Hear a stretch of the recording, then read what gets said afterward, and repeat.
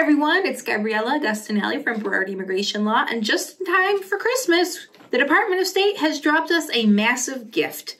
Yes, a notice has been left in the Federal Register going over the entire process for stateside visa renewal.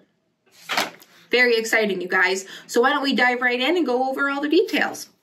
So starting us off, let's talk, first of all, who is even eligible to apply for this? There are some pretty stringent qualifications here, so let's pay attention to each of these. Number one, you can only do this stateside visa renewal if you have an H-1B visa that was previously issued by Mission India or Mission Canada, meaning any one of the consular posts in those countries. And if you got your previous visa from Mission Canada, the issuance date must have been January 1st, 2020 through April 1st, 2023. It must have happened during that period.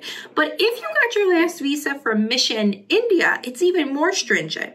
Very small period of time. You can only show that you are eligible if your last H-1B visa issued by Mission India was issued between February 1st, 2021 and September 30th, 2021. Outside that period, you're out of luck.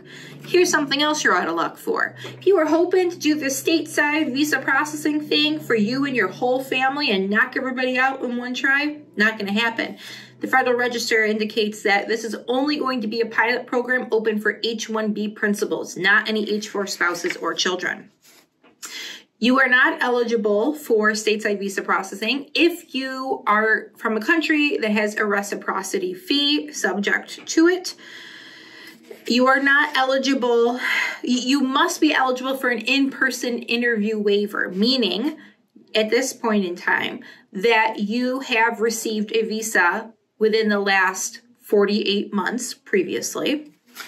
You must have submitted 10 fingerprints to the Department of State in connection with a prior visa application. You have to show that you don't have any previous visa ineligibility. Do you have admissibility issues or criminal issues, etc.? You have to show that you are in possession of an approved and unexpired H-1B visa petition, that you most recently were admitted to the United States in H-1B status, and that you are maintaining status in the United States. You also have to show that your period of authorized admission, your I-94 record, has not yet expired, and that you intend to re-enter the United States after a period of temporary travel abroad. That is, you must theoretically and potentially be able to show that you do have planned travel coming up.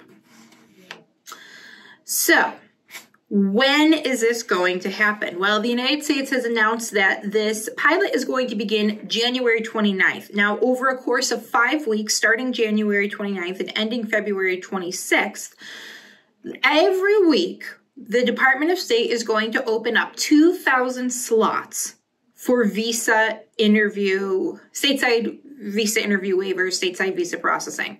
2,000 for Mission Canada and 2,000 for Mission India every week. And once you get booked for, meaning once that 2,000 has been used up, you then have to wait for the next week to see if there's an opening there, and so forth until we go through all of the cycles. And once the weekly limits are reached, the application portal will be locked until the following week. Okay, so what's the process? There's going to be a dedicated website that's going to be something along the lines of domestic renewal page through Department of State on the travel.state.gov website that will allow you to submit these applications. And it's going to be somewhat similar, it sounds, to the typical visa application page. You have to select your post, and then you do have to answer a series of questions to determine your eligibility. You need to complete and submit the DS-160, pay the MRV fee, and you're going to then receive instructions for how to move along in this process. You then should know that it's anticipated that this online tool will have its own way to weed out eligibility or ineligibility for this program. But it's possible at its very infantile state that mistakes will happen, and sometimes people will get floated through into the program that shouldn't be there and then are later detected to be ineligible. In that case, unfortunately, you're going to lose your MRV fee. There's under no circumstances it notes will it ever return an MRV fee to you. So what documents must be provided? Well, again, you need the DS-160. As with any visa processing case, you need a color photograph. You need to be able to present a passport that's still valid for at least 6 months beyond the visa application date and has a place to place the visa. We need to have a copy of the I-797 approval notice, and also, this is different than the typical visa processing, we need a copy of the person's I-94 record to actually show that they have been entering the United States. They most recently entered the United States, and that period of admission has not expired. Now, while it does go on to say that U.S. residency or international travel plans are not yet required for the filing, it could be requested by Department of State at a later filing date. So be prepared to present that evidence if it will be requested in the future. So the government has indicated that in terms of processing, they're not going to provide on the SEAC website any kind of application status other than returning the application or issuance or refusal of the visa. Now, what happens in the case of a 221G?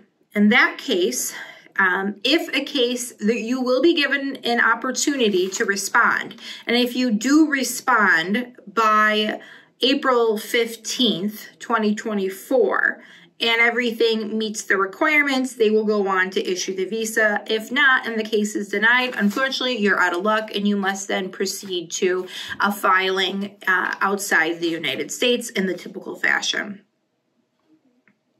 The government says that the processing times is expected to be about 6 to 8 weeks from the time the passport and the documents are received by Department of State until they actually are granting the issuance of the visa. The government also says it intends to complete all processing for all applications no later than May 1st. Now, if I might editorialize a little bit, my personal predictions are I would be shocked if the government is actually able to wrap this up in 4 full months. It is a huge undertaking. It's a brand new undertaking. I am cautiously optimistic, but I wouldn't be surprised if by May 1st we are still dealing with the fallout, potentially, of this process. Maybe not going according to plan, but maybe that's a pessimistic view. We'll have to see.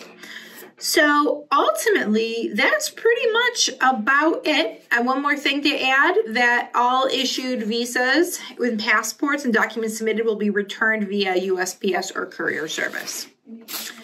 All right, you guys. Well, the start of this program is just around the corner. We're going to have to see how this one plays out, but I know that I will be keeping you all posted. I will be staying on top of this, and if I hear any updates, you know we'll be in touch. Take care, you guys, and happy holidays. Thanks for watching. Here at Berardi Immigration Law, we call ourselves American Dream Facilitators. So be sure to like and subscribe our YouTube channel. You can watch our videos, share them with friends and family, and learn all you need to know about achieving your American dream.